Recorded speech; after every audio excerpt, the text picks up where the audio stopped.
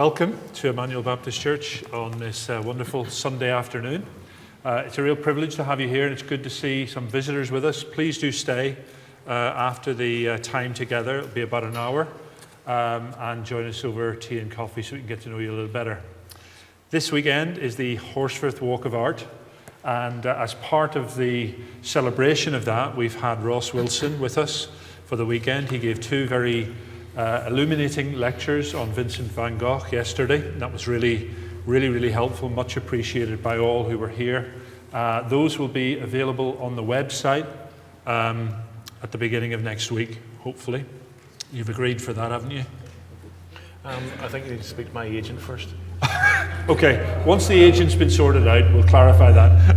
But anyway, joking aside, it's going to be a light-hearted time together. Don't worry about that. So I'm Wes Johnson, the senior pastor. The format is that we will, I'll interview Ross, and that will probably be for about half an hour or so. We'll see if we can keep an eye on the clock. And there'll be an opportunity after Ross has spoken to ask any questions that you may have about anything that he shared with you. Maybe if you were here yesterday for the Vincent lectures, you may well have a question related to that. We're happy to deal with that as well. So that will be then followed by a reading from Scripture. I want to say a few words to wind up, and then we'll sing together. And all of those Bible readings, what I'll say and what we're going to sing, is relevant to the theme of the afternoon with Ross. So the opening question is this, Ross.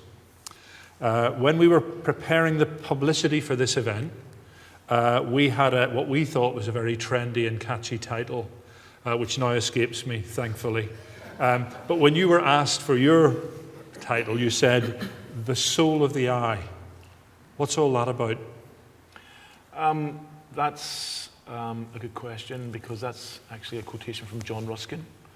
He was a very fine art critic, a friend of William Turner. This going way back. William Turner died in 1851. So Ruskin was quite an influence in terms of the art world at that time. So he talked about this idea of seeing, and that we merely see through the lens of the eye, but we actually see with the soul of the eye. And it's about really seeing, and not just looking, but seeing beyond and seeing into things. So the remote isn't working for the slide, so I'm going to indicate to Sean to move on to the next slide. So this is a photograph of me when I was a kid on the bonnet of my dad's Volkswagen Beetle. And it's quite an important photograph in my history and in my life. And so it's about this idea of seeing. And you're seeing me through the eyes of my father, because my father took that photograph. And that was captured in a shutter, camera shutter, opening and closing and letting light in onto a film surface. And in that photograph, you can see me. I think I was the pride and joy of my dad at that time. I then, later on, there was three other brothers came along, but my mum's in the background, my young mother. And then beside my mother is my great-grandfather. And I was just saying to someone earlier on that he fought at the Battle of the Somme. He was stranded in no man's land amongst his dead friends and comrades, and had to wait till night time to crawl back into his own trench. So it's a big history moment that in my life, but I didn't know what it was like to love like a father until I became a father. I didn't know what it was like to love as a father as my father loved me until I had a child, a daughter of my own. And then I realized what that love was like, and what the love of a father is like when it comes to loving a child. So seeing through my father's eye in this photograph, and seeing how he loved me, and seeing how that love that I learned from him and saw in his love to me has affected how I look at things and see things in terms of just, my relationship with my daughter and other people. So seeing with the soul of the eye is about this idea of seeing with a heartfelt essence, and not just looking, but seeing deeper. And I think that's something that God asks us to do when we look at the creation around us, when we have a responsibility towards that, and when we have a responsibility to care and love for other people. Great, that's helpful. Now, those who haven't heard you speak already will have picked up that you're not from these parts. So you grew up in Northern Ireland? Yeah, I grew up in Northern Ireland. I live in the north part of Northern Ireland, near Coleraine, in a place called Accadui. I'm sure many of you know of Accadui. Yes, some of us know of Accadui. Okay. Some of us have been there. Yeah. And I did, as a child, live not far from there, so in the area where that photograph was taken. So I moved up to that area when I got married. Right. And so I go to church in a place called Coleraine, a Baptist church, which is not unlike this church. And it's really exciting for me to be here today in another church in another area. And I haven't seen a lot of this area, but even just around here, it's quite a beautiful place. Now, you're a man who very obviously loves beauty, creativity, fun, living life to the full. Can you explain your journey of faith and how that interacts with your work, your vocation, your calling as an artist? Okay. Next slide, Sean. Okay. Each of us who are here today have come on a different pathway. Each of us have a different journey. Many of us have been drawn by faith to this position, this point today. I know I have. That was something that became a part of my observation as a child, growing up in the countryside, seeing the seasons, the landscape change, watching farmers till the land, bring in the harvest. In the area where I lived as a child, people dug turf, which was used to burn on fires, and they still do that today, only it's done by like machinery, but people just have to do it by hand. So I was pretty aware of just creation, seeing things that fascinated me. I think all children are, and I think the education system that we have in our country, not just in Britain, but in America and other places, educates people out of creativity because it's not valued. And it is a very valuable asset to the church. It's something that should be valued by the church, and it's something that should be used by the church to reach out into the community. In the past, the great centres for creativity were the church, and there's been a pullback from that. So we need to correct that imbalance, and we need to encourage our young people, even in Sunday school, to be creative, and we need to sort of communicate the truth of God in a very creative way. So on our pathways, each of us have been creative, whether we know it or not, in different ways, and that may be something as profound as being a mother, or a wife, or a husband. It's not just about painting, composing music, writing poetry. Creativity is something that's in us. It's part of our DNA. It's part of our very core. It's part of that identity of Christ that is in us as a Christian, as a believer. And for those people who are outside Christ, there's, I think, a yearning in most people's hearts for something better, for something greater. And that, I believe, can come through a relationship and a pathway through Christ. Great. A lot of folks here may well be familiar with some of the work you've been involved with. Can you talk us through some of the most significant for you works that you've been involved in, that you've produced, and the significance of some of those? Okay. Sean, next slide. Just before we do that, this is one of the things that influenced me as a child. I saw this image of a crucifixion in a book. I went to a local Presbyterian church when I was a kid, and there was an amazing man there. I didn't really fully understand what he was saying because I didn't know about theology, but he was the first one. He mentioned the name of Christ, the name of Jesus. And I didn't realize then, but I was a visual learner. And so what he was saying was sort of getting in. But then when I saw this image, I realized, this whole idea about sacrifice and about someone giving themselves up for the sons of Adam and daughters of Eve, for sacrifice, redemption, resurrection. It sort of came to me as a kid in a visual way in this painting. So I just wanted to touch on that the visual aspect of learning for me was important as a child, through seeing nature, and then through seeing an artist interpreting truth in a profound way. Sean. So this is the first sculpture I did, and it was commissioned by Bass, Ireland, and they're big brewers. And even though I didn't drink the product, I found the experience of working with Bass very sobering.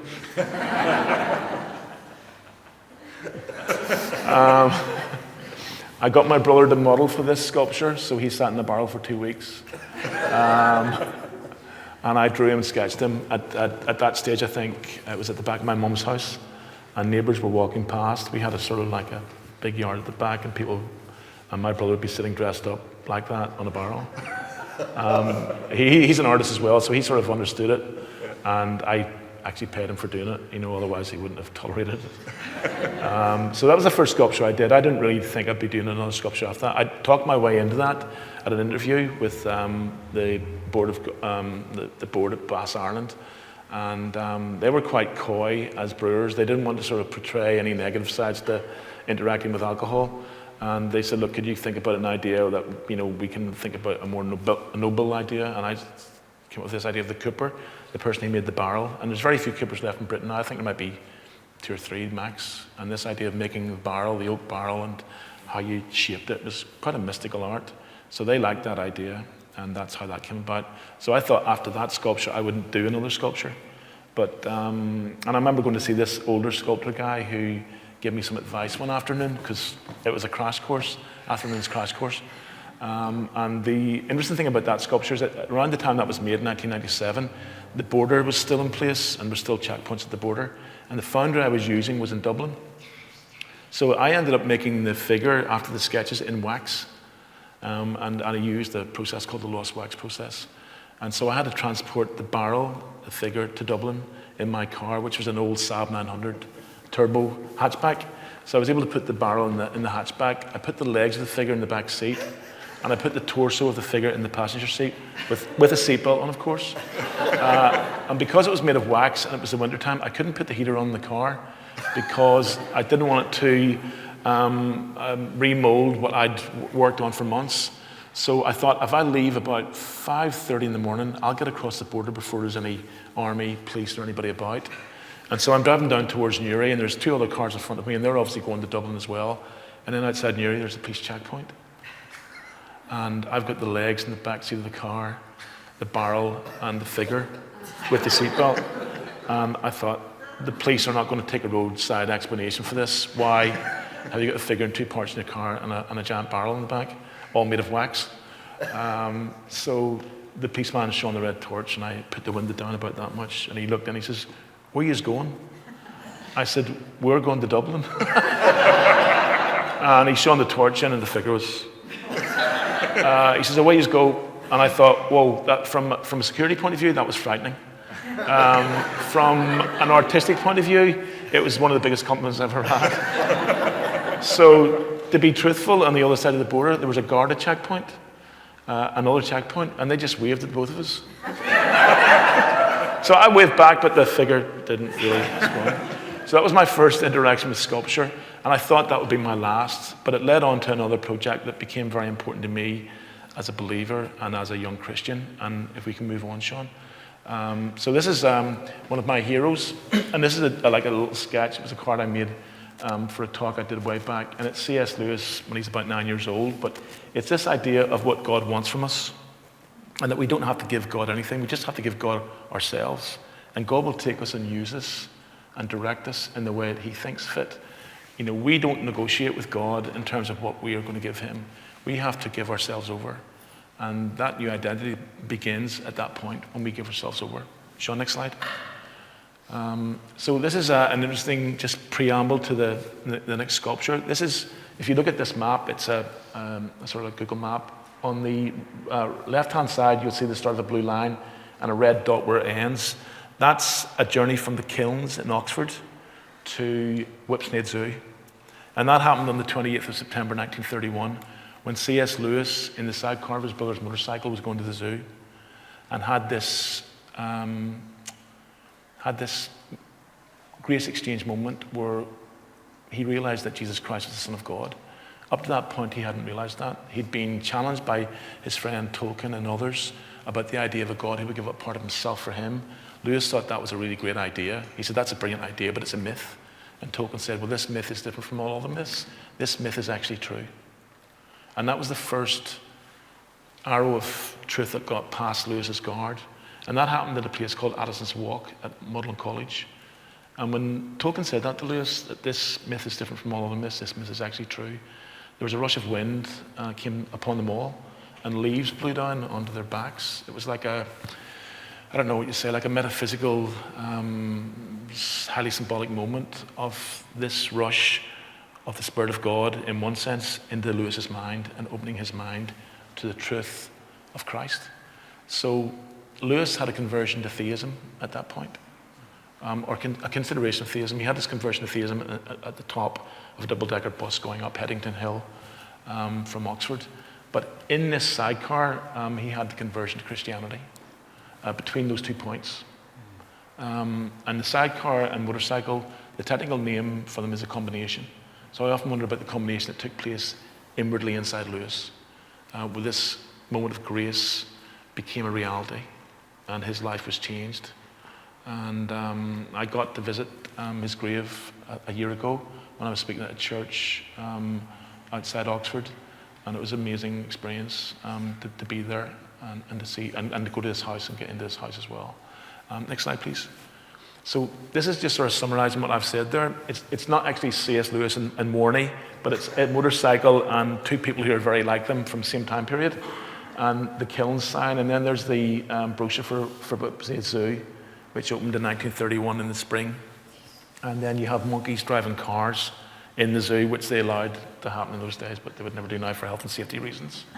And then we have a little bear that Lewis records going to see, or Warney went to see and said, "Look, Jack, you must go and see the bear. He salutes for buns." So this had a big impact on C.S. Lewis, and they nicknamed the bear Mr. Bultitude. And then you have this lion, which is near Zoo carved into the field. Next slide, please. So this leads on to this idea of grace exchange, and this is a letter that Lewis wrote to a girl in 1961 called Anne Waller, who later became Anne Jenkins. And Anne Waller wrote to C.S. Lewis. She'd been reading the book The Lion, the Witch, and the Wardrobe, and she was concerned when it came to the point where Aslan gave himself up for the sons of Adam and daughters of Eve and laid himself down on the stone altar. And this little girl who lived on a farm, a chicken farm in Kent, was so upset about this great figure giving himself up. Why would he do that? Why would he lay down his life? Why would he give himself up? And she asked her mum. Her mum had no clue. Her mum wasn't a believer. And she says, "Why don't you write to the person who wrote the book?" So she wrote to C.S. Lewis. Lewis got hundreds of letters every month from kids, from people from all over the world, and he replied to them all. And this is his reply to Anne. And it's basically 2 sides of half A4. And he explains the whole concept of Narnia in this basically 1 paragraph, where he says, "If you read on, you'll see that Aslan comes back to life. I thought if Narnia had existed, and like our world it had gone wrong, and God wanted to save it, how would he save a land of talking beasts? He would save a land of talking beasts by sending his son as the king of the beasts. In the Bible, Christ is known as the Lion of Judah. I've been having strange dreams about lions." And then he goes in and he does these subheadings where he explains each book. And then at the end he writes, "All clear, you're C.S. Lewis." And so I saw that letter in 1997, around the time I did that first sculpture. And another friend I'd met just a couple of years before that, he's now quite a famous hymn writer, Keith Getty. We wanted to do something to celebrate C.S. Lewis in Belfast for the centenary of his birth, which was 1998. And Keith wrote a musical called Jack. And I was in Douglas Gresham's study, who's the stepson of C.S. Lewis, and I saw this letter. And when I read the letter, the hair stood up in the back of my neck, and I thought I need to use this letter in some way. And I had no clue what way. And I thought, I wonder, can I do a sculpture where this letter becomes part of it? So I had to get past Douglas Gresham, who was this sort of like key guardian of the C.S. Lewis estate, and Keith had to get past him. So Keith made him a co-writer of the musical, and I asked Douglas would he unveil the sculpture, and he was on board. And he was very good and very kind to us as well, because we were, like a bit over-enthusiastic about things. So anyway, I traced this little girl in 1998, and I remember the day I phoned her house, and she answered the phone, and I said, "Did you write to C.S. Lewis when you were 10? How do you know that?" I said, I've read the letter he wrote back to you, but that hasn't been published. I said, I saw it in Douglas Gresham's study, somebody passed the copy on.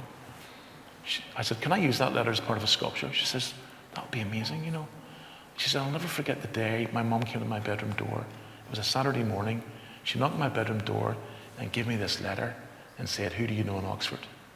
Because the letter has the Oxford stamp mark on it. She said, I read that letter and carried that letter in my pocket for 2 years. Mr. Lewis helped me find my faith, which was a profound thing to hear over the phone. And that's a photograph of her, I think maybe about the age of 11, when she'd just moved from primary school. But that letter, that idea of Lewis sitting down for 10 or 15 minutes to write that idea of grace exchange, of pushing the grace that he had in his life forward into another life, affected and changed her life. She became a teacher. She was a Sunday school teacher. She influenced so many other people. And then that letter moved its way forward to me and impacted my life. Next slide, please. So this is a sculpture in Belfast, in East Belfast. The surroundings slightly changed now because they developed that whole area. But this was the sculpture that was inspired by the letter. And this idea of getting access to Narnia, of getting access to Aslan, of getting access to truth, of getting access to redemption. And the idea of the chair is that kids sit in the chair and are transported through the imagination of Lewis into Narnia. When I was putting that sculpture in place, a lady came up to me and says, they'll burn that wardrobe in a week, son. And I said, it's not a wooden wardrobe, it's bronze. It'll be burnt in a week, I'm telling you now. And so like the encouragement you get from the public when you're doing something like that is amazing. And then another guy came up and says, why are you putting up a sculpture to Lewis Carroll? What's Lewis Carroll got to do with Belfast? I said, it's not Lewis Carroll, it's C.S. Lewis. What has Lewis Carroll got to do with Belfast? So the most intelligent response I had the day when that was being put in place was later on when I felt my coat being tugged and looked around and there was 3 little girls, about 9 years old, and they said, Mister, is this a sculpture to do with C.S. Lewis? I said, yeah. We love his work. We're reading The Lion, the Witch, and the Wardrobe. Can we be the first ones to sit in the chair? I said, yeah. And they went and sat in the chair. And I've got a photograph somewhere of these kids who'd be in their 30s now, I think. And that was really encouraging to me that they got it, you know. Adults sometimes don't get things the way they should because we have so much mental baggage, but children see things very clearly. So that sculpture is a really important thing to me. I had to raise money for that sculpture with some other people, and I had £5.50 from my niece's piggy bank, which started that off. And I went to Belfast City Council and explained the idea, and the guy was excited, the arts officer, and he said, we can give you 75% of the funding from the lottery. And I said, I thought, you know, C.S. Lewis would hate that. I mean, that would start a very fast spin in his grave if he thought that lottery funding was being used to celebrate his life as a writer. So I said, look, I know you're going to think this is a bit odd, but I can't actually accept that. And he said, are you serious? How much is this going to cost? And I think then that cost £80,000 to do that sculpture and all the site works. And I naively thought that the site could be done for £3,000, but it was actually £40,000. So he said, look, you can leave my office because there's nothing more I can do for you. I said, is there no other funding we can tap into? He said, well, there is, but you need to have funding in place first. You need to have funding that we sort of could match. So how much money have you got in place? I said, £5.50. And he just looked at me and he said, look, just go. So I left, walked down Linnenhall Street thinking this is never going to happen. And then 2 weeks later I got a phone call saying that a Christian in East Belfast wanted to donate £6,500 to start this fund off. And I still don't know who that person is because he wanted to be anonymous. So I went back to the council guy and said, look, I've got £6,505.50. Can I apply for some of that other money? He said, where did you get £6,500 from in 2 weeks? I said, it was donated anonymously. He said, why would someone want to donate £6,500 anonymously? I said, because they don't want to be known. You know, that was a simple enough answer. So he thought this was highly suspicious. He said, when you go and bring me a bank statement with that money in a bank account, C.S. Lewis Sculpture Fund, with 2 independent trustees, a councillor and an independent business trustee, then we can then have further discussions. So I did that. We got some money from the council. Punjana Tea, who are a tea blending company in the area, gave £2,000. I've been drinking Punjana tea since 1978 or 1998. And also NIE, who are the power company, gave £95. I've never paid an electricity bill in time since that date. I mean, why did not just give 100? Why 95? And so I wait till I get that court letter. And my wife goes nuts, because she said, they're going to turn the power off. I said, I'm not paying them until they threaten to take me to court, just to send out all these letters, and then I just phone up and pay the bill. So that still left a bad taste in my mouth. So on the back of the wardrobe, if we can next slide, please. You have the letter in bronze that Lewis wrote to Anne, and you have the head of Aslan. And you can see around that area now it's been called C.S. Lewis Square, and there's new paving's been put in. Next slide, please. And you can see, it's become like a big plaza area. So it's quite a highlighted area, and that was quite a tough area of Belfast. And so this is an idea of celebrating a person who came from that area as a cultural hero, but also as a Christian hero. Great. Thanks for... Yeah, that was brilliant. Amazing. So I'm aware that you've worked with communities in Northern Ireland in an effort to encourage and help them to work through historical issues. You want to share a little bit about that with us? Sean, can we flick on? I'm back. Yeah, so this is a community project in a place called West Belfast. It's a Republican nationalist area, a place called Twinbrook, which would be, I would say, 100% Roman Catholic. And it's somewhere I'd never been. And they sent for me to have a chat about the idea of doing a sculpture. In that area, there was a lot of young lives that had been lost through suicide, through drug abuse, through joyriding, through all kinds of social issues. It became a big issue in that area. It's still an issue right across the north of Ireland and probably right across England. It's not talked about openly a lot. So they wanted to put a sculpture in place that would be a sort of memory of these young lives that had been lost, because a lot of families were hurting and couldn't openly express grief about these things because some of it was seen as a thing you don't talk about, especially suicide. And I was called into this Centre for Restorative Justice, and I'd never been there before, and it was a sort of frightening sort of time because I didn't really know what to expect, but at the back of it all, they were really nice people and very encouraging to me, and said, look, we want you to take this project forward. I said, this is going to be expensive. He said, you let us worry about that, we'll get funding for it, like legitimate funding,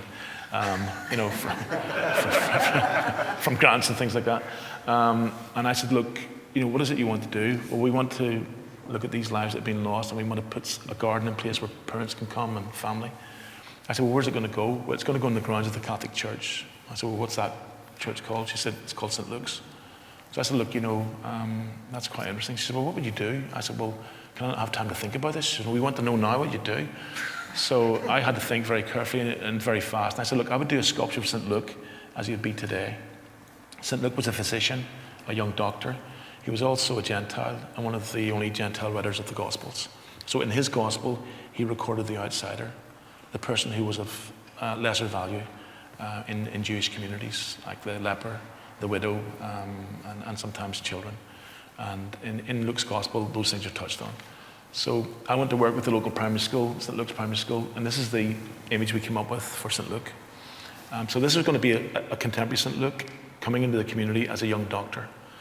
And the healing aspect of the sculpture would be that all those families who'd lost a life, who'd lost a young life, who'd been affected by this loss would make a heart.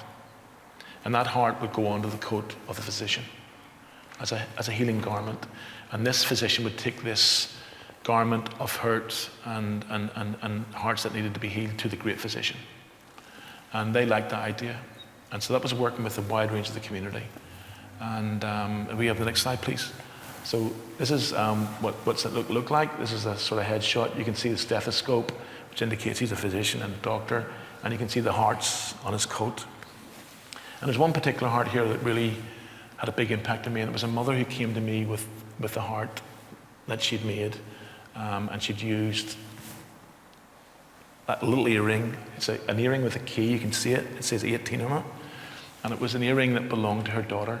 And her daughter died on her 18th birthday. And her daughter was in a stolen car that her boyfriend had stolen. And they drove at an army checkpoint. And there was equally young soldiers on duty. He wouldn't have been much older than 18. He saw this car driving towards him. to go through it, and they opened fire. This one soldier opened fire, and the driver was killed, her boyfriend, and she was killed on her 18th birthday. And this mother brought this little heart with the key ring and the 18 on it, and said, I'd like you to put that on the coat of St. Luke. And I felt really humbled by that a lady that I didn't know very well had trusted me as an artist, and someone who wasn't from her community or from her culture, to handle this artifact of the heart in a way that would show her daughter's being and the loss that she was experiencing. So that was a big thing for me, and that project had a big impact in my life. So that's one of the ways that I was able to interact. There's lots of other artists doing that, but that was a really poignant project and part of the community thing. First of its kind. Next slide, please. And then this is a sculpture which is in the Newton Ards Road, which celebrates the shipyard workers. I've got some postcards of this at the back table, and there's a postcard here of Seamus Heaney. So they're free, or 2 for £1. And they're on the back table. So this is a big thing for me to be able to do this, like a sculpture of 3 figures. And I'm not a sculptor, I'm a painter. But it was a big challenge to do this. And that's on the Newton Ards Road. You can see one of the shipyard cranes in the background. So that was a big project. So that was 2012, the centenary of the Titanic. Next slide, Sean. Okay. I'm just going to... You carry on. Yeah, I'm still answering your question, Wes. Absolutely, yeah. So anyway, these are 3 guys that had a big impact on me as an artist, and 3 guys whose portraits I made. I didn't know at the time when I first met Seamus that he knew Joseph Brodsky and was a friend of Derek Walcott. They all won the Nobel Prize, and they're all poets. And these are brilliant quotations. Just poets help us see things sometimes, and we need to encourage those who write poetry in our subculture, and because they can help us see and say things so much clearer. So Joseph Brodsky, who comes from a Lutheran background and who was imprisoned in Siberia because of his poetry, he was like a dissident poet, was freed in the Nixon years and came to America. I met him in Belfast in 1985, and he wouldn't read in English, he would read in Russian, and another poet had to read it in English because he wanted people to hear the rhythm of his language. So if there's any substitute for love, it is memory. That's a really important quote, that we need to think about people, that we need not to forget to love people, and that those we have loved who have gone, we need to remember. Derek Walcott, I've never separated the writing of poetry from prayer. I've grown up believing it is a vocation, a religious vocation. And Heaney, poetry is about redemption, about making your soul, which is a profound quotation. Fantastic. That was a long answer for a very short question. Okay. Really good, really good. Now, I have heard that when you meet someone whose portrait you are about to paint, you like to give them something. You want to tell us a little bit about that? Yeah, I mean, I sometimes, you might meet some of these people once. Some of them become friends. When I went to see Derek Walcott in St. Lucia, and that was a commission from the National Portrait Gallery, which I couldn't believe. I thought it was a joke. And I didn't phone the National Portrait Gallery back for 3 months because I thought it was a friend playing a practical joke, because we would have done that with each other. So I ignored that. But it actually was true. And I went to St. Lucia. I took Derek Walcott 3 gifts. I took him a portrait of John Keats, because John Keats was one of his heroes. I took him a CD by an Irish group called Alton, called Island the Angel, because St. Lucia is an island, and Alton are an Irish group, and they wrote an album based around an island off the coast of Ireland, Tory Island. And I brought him a J.B. Phillips translation of the New Testament. So I give him the Keats portrait first. You have to be careful about the sequence. So I give him the Keats portrait first. That was great. Give him the CD. Ooh, that's interesting. And then give him the New Testament. And he looked at it and he says, "Do you think I need this?" And I thought, this could go really badly. And I haven't even started to sketch him yet. I said, "I think everybody needs something of what's between the covers of this book." And he took it and he set it down. I thought, well, that hasn't gone too well. So I'm sitting sketching him and drawing. About an hour later, he says, "Did you inscribe that New Testament for me?" I said, "Yeah, John 14, verse 6. So he looks it up. "I am the way, the truth, and the life. No one comes to the Father except through me." And he read it. He says, "Do you want to go for a pizza tonight?" I said, "That'd be great, yeah." And so I had a great conversation with Derek Walcott, and he was a very kind, gentle man. But his mother was a Christian person, and he got the link through that, and I didn't know anything about that. And so I went back to St. Lucia to do an exhibition of portraits of Derek's, the studies for the big portrait, and he was so encouraging to me. So those sort of things are really important. I met Arthur Miller, the playwright, the American playwright, in New York, and I took him 3 gifts, a portrait of Oscar Wilde, because he liked his work, his plays, a cassette tape of 100 Irish jokes, and I brought him a book of Psalms, because he was from a Jewish background. And he stood and read Psalm 91 in front of me in his apartment. And that was a profound experience. And I was warned not to ask Arthur Miller anything to do about Marilyn Monroe, because he was married to her for a while, and I was quite interested to find out, how all that went and all that kind of stuff. But I didn't. But I talked to him about other things, and then he talked about that himself later on. I'll tell you that story privately. But I said to him, "What is it you're trying to do when you write a play?" He said, "Well, it's about hitting the light. It's about hitting the light. We do it so rarely in life. It's about illumination." And even Arthur Miller, and he said in the preface to his autobiography, he said, if I had to write this book again, it's called Time Bends, I would include a lot of things I had to leave out, about a God who would be concerned for me and who would give up part of himself for me, which I thought was amazing. And I read that after I met him. So within these people's lives, I mean, someone like Arthur Miller, who did enlighten other people through his plays, Death of a Salesman, The Crucible, lots of other plays and writings. There is a yearning for something greater. There's an enchantment towards the light that sometimes they're not quite sure what that attraction or drawing is. I believe it's the grace of God, in the sense of common grace, and that when they touch the light, they help us see things, even if they're not within the sight of salvation. They can still help us see things because they're being influenced by grace, by common grace, and by the creativity that they find that's part of their identity. That's part of all our identities as well. Great, thank you. I'm conscious that time is passing. I'm going to ask one more question, and then we'll take any questions that you may have from the floor. Yesterday, in your lecture on Van Gogh, you showed us the Starry Night, the portrait, and you highlighted the fact that in the village there was light on in all of the houses, and the place that was shrouded in darkness was the church in the middle.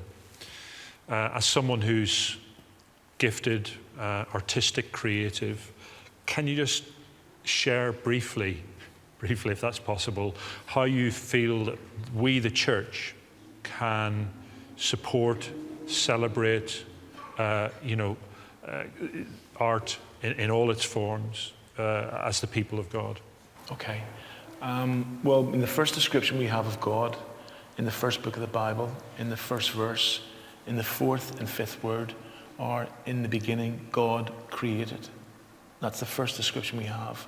So God is a creator. I mean, that sounds obvious, but God is creative, and we are created in God's image. So we are creative, whether we know it or not, we are creative, and we need to nurture that in other people. We need to grow it in ourselves, and we need to identify it within the church and how we reach out to that world that is being distracted by another kind of creativity, which is negative, which is dark, which takes people away from truth. Advertising is a really important thing. Advertisers, I get fascinated by seeing ads and why they attract your attention. I mean, the main objective of an ad on a billboard or on a TV is to distract you, to take away your attention to what it wants you to think about. And that's happening day in, day out, as you drive around Leeds, as you drive around Belfast, Glasgow, wherever.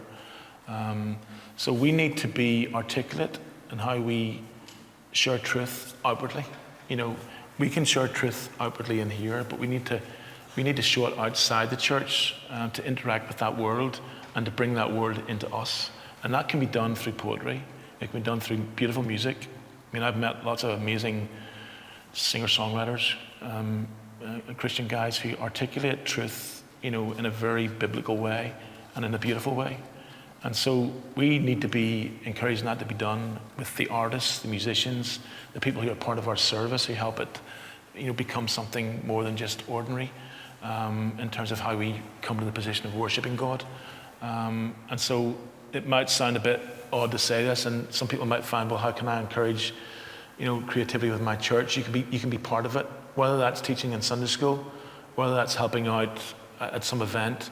All those things are creative, but we need to be outwardly creative in terms of promoting truth. And we need to think about how that can be done. Poets do things in amazing ways. Artists, sculptors, musicians, playwrights, designers, all kinds of people, put out or employed by others to put out their propaganda. And yet we shy away from that. And the word, the term Emmanuel is, God with us, God among us. And so we should recognize that Christ is living among us, that all things were created through him, and that we have a responsibility to mimic, or to let that become part of our identity, and not to put Christ back on the page and keep him closed, between the covers of a book, even if that book is the Bible. We must let him live in us, in becoming, in helping us to become what we should be. Lewis talked about this idea of being translators. And so we have a responsibility to translate truth to others. And when art's not the end all and be all, but it is the tip of the iceberg that a lot of people see first. The visual thing, the music, the phrase, the advertisement. And we need to be active in that area. And we have retreated from that area and allowed that area to be used for the worst kinds of propaganda. And so we need to basically, we need to sort of get a grip of things and help to reorientate that. And what you did here yesterday in this church, as part of the wider community thing, is a fine example of that.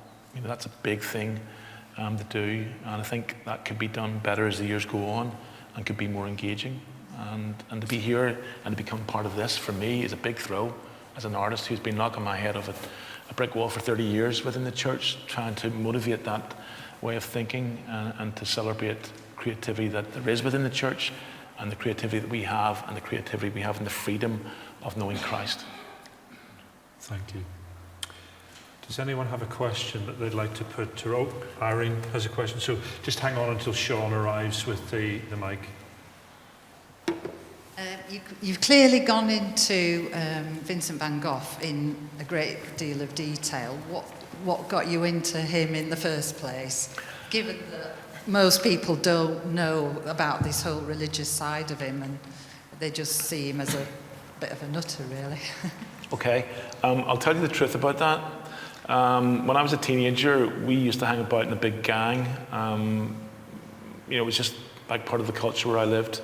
It wasn't, we weren't really doing any bad things, but we got up to mischief and things like that. And we used to go to parties in houses. That was a big thing, to try and find a party to go to. And I would usually wreck the house, or kick a window in or something like that. We thought that was recreational.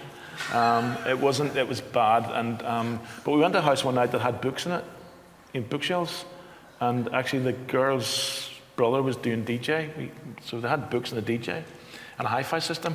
This is like another level of party. And I was there with a friend, and we were looking at these books on the shelf, and there was a book on Vincent van Gogh. And all the rest of the guys were all dancing and doing all the stuff on the tables. And me and my friend were below the table, looking at the book on Vincent van Gogh, which in that context would have looked extremely weird. And in the context, and looking back on it now, it was weird. But it was a eureka moment for us, because we were interested in art at school, and I'd never seen him. This is the first time I'd seen a book on Vincent van Gogh. And we were so enamored by it that we thought we should extract a page each of our favorite painting from the book. And I can't remember the one my friend took. I think it was, I took Vincent's bedroom out, and we put it in our pocket. We put the book back. We could have taken the book, but we put the book back. So that was a big crossover moment for us. And then at school, around that time, I thought everybody was good at art, and then I realized that maybe some people weren't as interested. And a teacher I interacted with changed my life. My art teacher turned me around, took me away from a background that could have taken me into big troubled, areas in terms of socialization and worse gangs and paramilitaries. And this teacher saved my life and turned me around and helped me and motivated me to do GCSE art and A-level art, and got me into and pushed me towards university. And when I got there, that was like playing for Manchester United in the 1968 European Cup final against Benfica. It was so easy to be at art college and just to lift a paintbrush and paint. I mean, I had a younger brother who was a coal man. He went out in winter mornings in the frost lifting bags of coal, and I would hear him going out in the morning at 6 to go to work, and all I had to do was get up and go to college and paint. And I thought, if I could paint as hard as my brother worked as a coal man, I'd be a great artist. And I was so excited about going to my foundation course. My mum worked in a factory near Jordanstown, where the campus was, called Standard Telephone Cables. And she started work at 7:30, and I got her to leave me off in college at 7:15. I know what you're thinking. And I would be in work before the cleaners came in, or in college before the cleaners came in. I was so excited about being able to do this. I couldn't believe that I got to university and I could study art and paint. Yeah.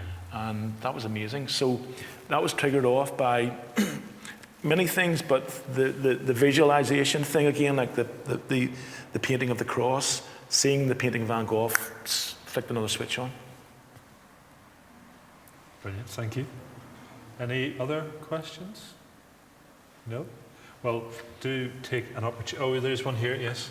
Do you have any, hang on. do you have any view on painting pictures of Jesus, particularly the front, the face?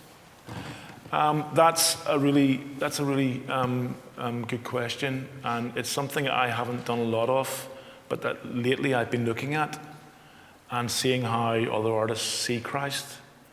And I remember watching movies as a kid, one of them, I think, The Robe, which people will be familiar with, where you never saw the face of Christ. You saw the figure of Christ, but not the face. I think in some ways there's a danger in that when an image becomes a corporate identity. Because each of us here today see Christ in a different way and have a different identity view of Christ in a personal sense, not in the sense of redemption or him being our Savior, but in a personal journey. Christ, in one sense, influences each of us in a different way, at different points in our life, at moments of joy, in moments of sadness, in moments of grief, in moments of hurt, in moments of illness. And I think sometimes it was a bit like going to see the Lion, the Witch and the Wardrobe film and finding out that Aslan was from Ballymena because Liam Neeson had done his voice. And, in the corporate image, that Disney movie, brought a lot of people together to focus on that. But in terms of reading the book, The Lion, the Witch and the Wardrobe, or reading the scriptures, our view of how we see Christ is very unique and individual. And that's something I think is really important. I don't have a big issue against paintings of Christ because some of them are very profound and reach across into a place that can affect us in a good way or make us think. But I think that each of us here today, our own portrait of Christ, if we were asked to make one, would be different from the person beside us. And that's a good thing, because Christ is about interacting with the individual and about affecting the individual and about the individual becoming new and becoming part of this Christ identity. It's a great question. Got one more here, and then we'll have to call it quits there because we're running up against time. David, in the middle front here. Sorry. Could you spell out for us very briefly what you see as the truthfulness of a painting or a sculpture? What time are we finishing at? 6 minutes. Okay. Sorry. That's a big question, David. The truthfulness of a painting doesn't necessarily mean the painting has to be high-level art. There were paintings here yesterday that were not high-level art, but there was truth in them. And the person who made them, I would say, had an experience of truth when they were making them. So I think there's different levels of that truth in different qualities of art. And the idea of wanting to make and wanting to recreate is part of that truth. Obviously, there are painters who are more successful or seem to be more successful or more commercially successful. That doesn't mean to say that the truth is greater in those paintings. So the idea of being creative, of wanting to make and wanting to create, whether it's in the painting, sculpture, or whatever else, is I think is that important starting point where the truth is of wanting to do it and wanting to do it for a reason that's right, because it's affected what you've seen or an experience you've had and you want to record it. And so those things are where the truth are. How we work that out, whether it's in paint, cinema, or poetry, is another matter. But all those things can contain a depth of truth that's profound. Whether it's a kid's drawing or Michelangelo's Sistine Chapel, they both have truth. Okay, thank you. Right, can I now ask our Bible reader to come? Do we have a Bible reader? It's not me, is it? Is it me? Is it? It looks as though it is. It's not me. Oh, okay, okay. Colossians chapter 1, verses 15 to 23, and you'll no doubt see the connection. But I shall read it for us now. It's up above my head. And then I just want to say a few things very quickly, and then we're going to sing our closing song. He, that is Christ, is the image of the invisible God, the firstborn of all creation. For by him all things were created in heaven and on earth, visible and invisible, whether thrones or dominions or rulers or authorities. All things were created through him and for him. And he is before all things, and in him all things hold together. And he is the head of the body, the church. He is the beginning, the firstborn from the dead, that in everything he might be preeminent. For in him all the fullness of God was pleased to dwell, and through him to reconcile to himself all things, whether on earth or in heaven, making peace by the blood of his cross. And you, who once were alienated and hostile in mind, doing evil deeds, he has now reconciled in his body of flesh by his death, in order to present you holy and blameless and above reproach before him, if indeed you continue in the faith, stable and steadfast, not shifting from the hope of the gospel that you heard, which has been proclaimed in all creation under heaven, and of which I, Paul, became a minister. This is the word of the Lord. I was reading something this week, and it quoted Gerard Manley Hopkins, the poet, and he said this: the world is charged with the grandeur of God. And I sort of asked myself, well, why? Why is that true? Why do we know in our hearts that is true of the world in which we live? And the answer that came was, it's all about Jesus and what we've just read in that passage. Here Paul reminds us that Jesus is the one through whom all things were created. He describes him as the firstborn over all creation, and that doesn't mean that he was the first created being. It means that he is the preeminent one. He is the heir. He is the one who has authority and power. And for that reason, he is the one who gives purpose and meaning and value to the universe and to you and I as human beings made in his image. So if we're thinking about our lives in this world today, Jesus should be the foundation. He's the one who's the source and origin of life. Paul says he's the one who sustains all life. He's the one who is the source of all that is beautiful and worthy and good in this world in which we live. Now that is radically different to what the secular world in which we live says. It wants us to live in a world that is closed, a universe that is closed. It's like living in a box where we can't get out and we can't know transcendence and we can't enjoy beauty.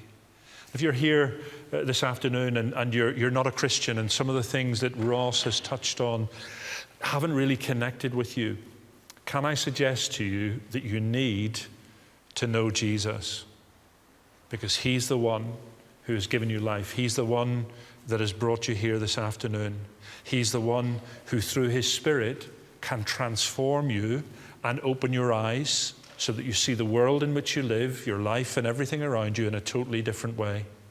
I once remember talking to a man who was converted late in life, and he could not believe on the evening that he was converted just how beautiful the world in which he lived was. It was like his eyes had been opened to the reality of the tree across the road in all its hues, in all its splendor. And God does that through his Spirit, opens our eyes, gives us understanding so that we might know what it is to have a relationship with him, so that we might know what it is to be reconciled to him. Paul talks about that here. We can be reconciled with our Creator. We can live at peace with him because Jesus came as a human being and died on the cross so that that sin that causes a barrier between us and him can be taken away, and we can live for him and for his glory, and we can live life to the full, and we can enjoy the abundance that the Scriptures speak about. All of those good things that God has made, that God has created, that God has called us to be part of in our creativity. We can enjoy those things, but we need to acknowledge the giver. We need to acknowledge Jesus and trust him. Now, the closing song that we're going to sing is deliberately chosen because it's about work. It's about creativity, and it's a prayer. It's called the Worker's Prayer. It's written by Ross's good friend, Keith Getty. So we have to, you can text him later and say that we've sung this, as well as In Christ Alone this morning. But before you I kneel, my Master and Maker, to offer the work of my hands.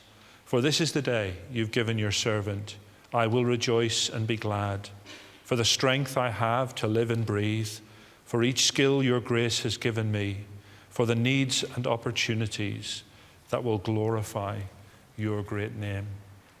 Whatever your calling, whatever your gifts, whatever your abilities are, dedicate them to Jesus. Follow him as your Lord and Master, and then sing songs like this with joy and delight and live in this world with joy and delight.